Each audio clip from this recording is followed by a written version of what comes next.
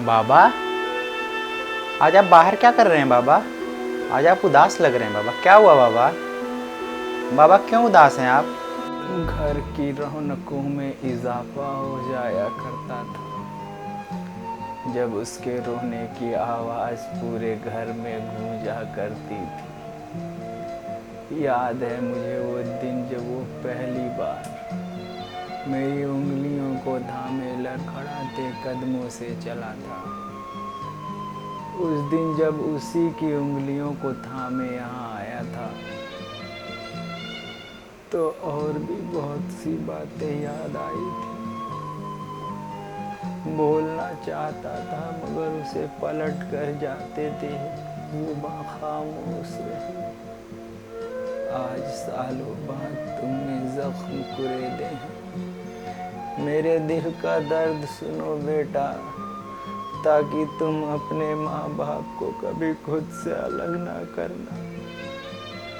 उसे बुखार भी आ जाता तो पूरी रात जाग कर गुजार दिया करते थे। जिंदगी पैदल चलकर गुजार दी, मगर उसके साइकिल से कार तक की हसरतें पूरी की। अपने बुढ़ापे के लिए जो एफडी की थी उसके नौकरी के लिए तोड़ दी थी। उसके माँ के गुजरने पर सोचा क्या होगा इन पैसों का। आज महसूस हुआ कि क्या होता है पैसों का। जब उसने पहली बार पापा बोला था, लगा था ना इतने बड़ी खुशी भी कुछ होगी क्या दुनिया में। आज सच कहूँ बेटा, ऐसा लगता है औलाद से बड़ा अभिशाप कोई नहीं इस दुनिया में।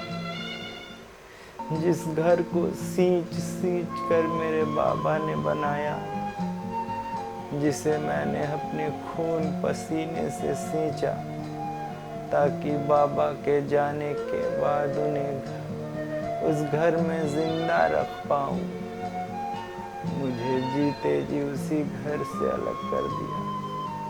न जाने कितने बार मेरे ऊपर पेशाब कर दिया करता था। एक दिन बिस्तर पर पेशाब कर देने की इतनी बड़ी सजा कि मेरे कपड़े मेरे बिस्तर मुझसे ही धुलवाए गए। बहू को क्या दोष देता जब औलाद को ही बाप का बुढ़ापा बोझ लगने लगे। यहाँ पर हजारों माँ बाप अपनी अपनी कहानी लेकर बैठे हैं। बस एक आखिरी बात बेटा, अपने माँ बाप को यहाँ छोड़ जाने वाले एक दिन मेरी जगह ऐसे ही किसी को कहानी सुना रहे होंगे। वक्त का पहिया है बेटा, पलट कर ऐसे ही सामने आता है। जिन औलादों के पैदा होने पर माँ बाप मोहल्ले भर में मिठाइयाँ बांटते हैं, वही औलादें उनको जीते जी मार कर श्राद्ध कर देते हैं।